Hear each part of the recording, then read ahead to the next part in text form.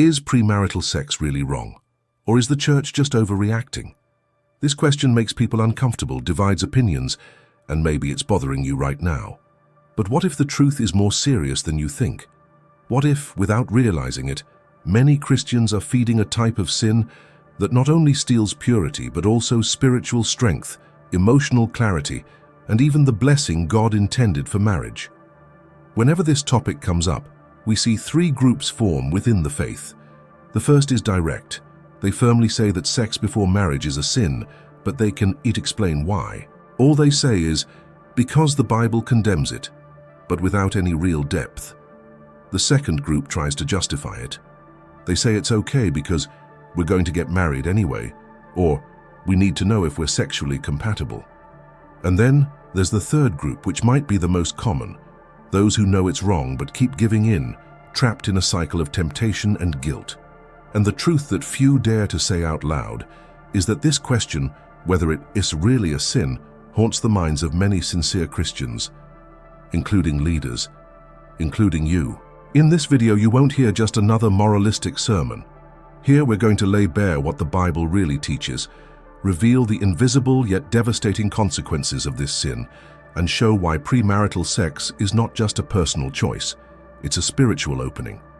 Get ready to see clearly what the world has normalized and what may be silently harming your soul without you even realizing it. Now, if you're here with an open heart, trying to understand more and grow spiritually, go ahead and like this video and subscribe to the channel. This isn't just a click.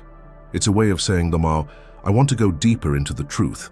May this video be a turning point in your journey. And yes, you'll soon understand why. As we continue this difficult but necessary conversation, we need to go straight to the source. Hebrews chapter 13 verse 4 says, "Marriage should be honored by all, and the marriage bed kept pure, for God will judge the sexually immoral and adulterers." There's no ambiguity in this verse, no cultural loophole, no modern exception. The command is clear. Marriage must be respected by all, and sex has a sacred place within the marriage bed. But why is this so important to God? Because He created sex with a deep purpose, a meaning that goes far beyond momentary pleasure. Sex was designed to seal a covenant, to strengthen the bond between husband and wife, to be a physical expression of a spiritual commitment. Outside of that, it becomes a tool of silent destruction. And yes, this video isn't here to accuse you or heap guilt on you.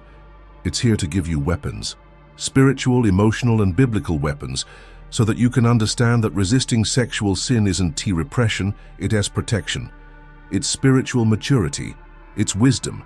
You deserve to know the truth so you can choose consciously, not out of fear, not out of religious pressure.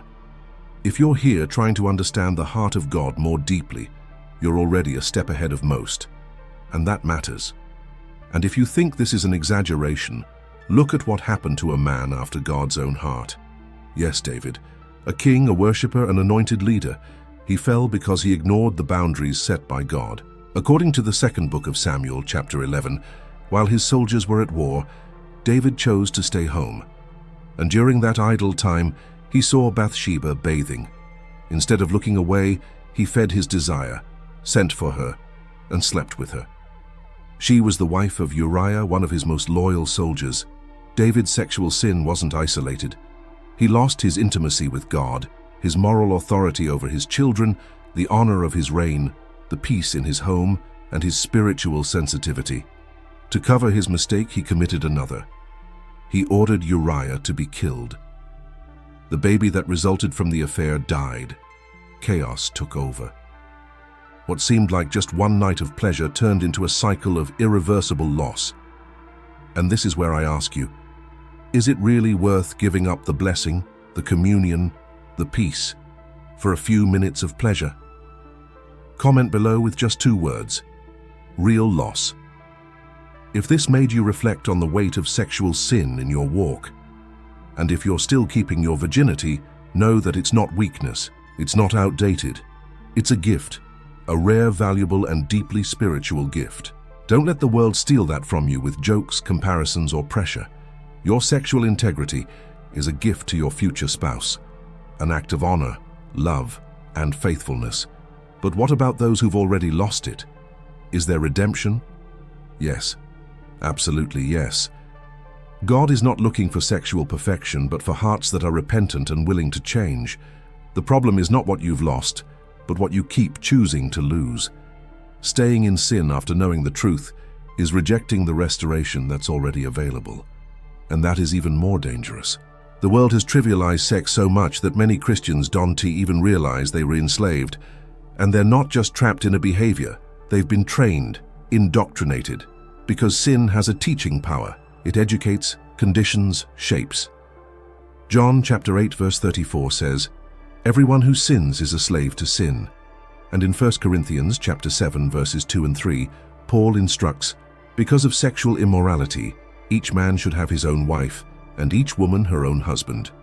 The husband should fulfill his marital duty to his wife, and likewise the wife to her husband."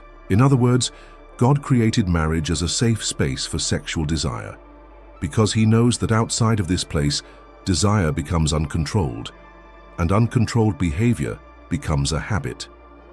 Those who get used to sinning before getting married carry the same pattern into their marriage, and this can manifest itself in many ways: adultery, pornography consumption, sexual rejection of their spouse, selfishness, lack of passion disguised as passion.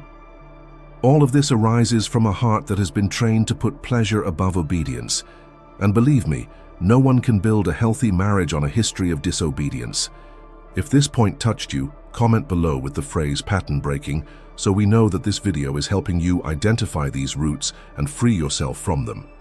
And do you know what's even scarier? Sin never stops where it starts. James chapter 1 verse 15 states, "When desire has conceived, it gives birth to sin, and sin, when it is fully grown, brings forth death." Death is not just physical, but spiritual, emotional, and relational. Continually sinning kills spiritual sensitivity. Galatians chapter 5 verses 22 and 23 give us a list of the fruit of the Spirit: love, joy, peace, patience, kindness, goodness, faithfulness, gentleness, and self-control. Now think with me. How can we keep these fruits alive in a heart that insists on feeding that which suffocates it? A heart in sexual sin hardly experiences the fullness of love, does not experience true peace, is frustrated by the lack of self-control, and is filled with guilt, anxiety, and confusion. Sin is not just missing a target. It is preventing God's presence from freely manifesting itself within us. And even if no one sees it from the outside, something always dies inside. Now stop for a moment and look around you. See how culture has treated all of this. Sex has become a joke. It has become a quick diversion. It has become a form of currency. Purity today is a source of mockery. And this is no accident. There is a spiritual war going on, a culture shaped to distance us from God's principles. The pressure is invisible but intense. And following the Bible today is, yes, swimming against the current. It is being called backward, moralistic, old-fashioned, but I would rather be called that than lose my communion with God. True faith demands resistance. It demands a vision of eternity. It demands courage to make unpopular but correct choices, because the world applauds what heaven condemns. And when we choose to please the world, we fail to please God. There is no way to serve two masters. And this is where many people confuse holiness with control. They think God wants to restrict, bind, and limit us. But is that really true? Or is He as a father trying to protect us from something we don't see at first? God's commandments are not chains, they are shields. When He tells us to save sex for marriage, He is offering us emotional security, spiritual protection, and a stable structure for our life together. Honoring purity is actually honoring yourself. Holiness is not oppression, it is freedom, because living outside of God's purpose is what imprisons us. It is sin that humiliates us, confuses us, and destroys us in silence. Holiness is the only way to walk with lightness, clarity, and true peace. And maybe that is the freedom you didn't even know you needed. But don't worry.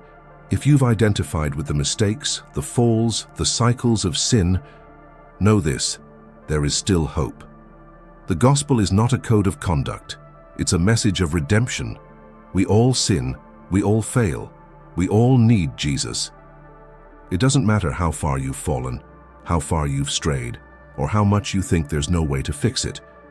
There is forgiveness, there is healing, there is restoration, and it's available today. It's not based on your perfection, but on the sacrifice of Christ. He didn't die for perfect people, but for people willing to change. The cross still has power. Grace still flows. The door is still open. Returning to God is not humiliating. It's the noblest decision you can make. He doesn't reject you. He's waiting for you. And He will enable you to overcome this area of your life, no matter how difficult it may seem. Just don't give up. If at any point in this video your heart raced, your conscience awakened, or your tears came without explanation, then understand it was God. It was Him saying, "Son, daughter, there is still time. Come back to me." And if you felt this, I invite you to click one enjoy this video and subscribe to the channel. This is more than just support. It's a step of faith. A way of saying, "Lord, I have received your voice, and if you've made it this far, please comment, 'I love the Bible.'" It's that simple.